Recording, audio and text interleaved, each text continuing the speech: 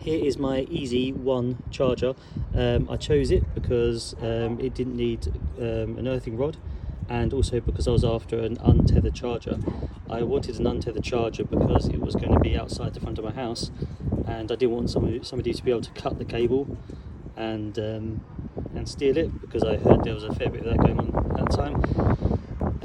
In terms of what company I chose, I used Smart Home Charge. I originally found their website by doing a Google search. I'm very happy I did choose them, and I did get a few quotes from other companies, and they were the most competitive, all very similar, but they just had the edge, and they were the most professional when preparing the quote. Other people wanted me to email photographs, whereas they had a very simple process of getting the quote, and I thought I would go for a dedicated company that does the installations nationally.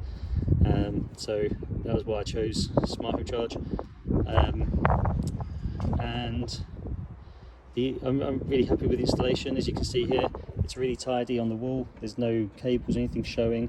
It's right next to my my meter outside the front of my house, and I mean, it's really tidy.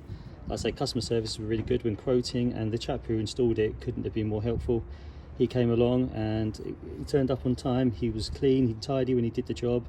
He put the charger exactly where I wanted it. No mess, no visible cables or anything like that. And he also worked around me.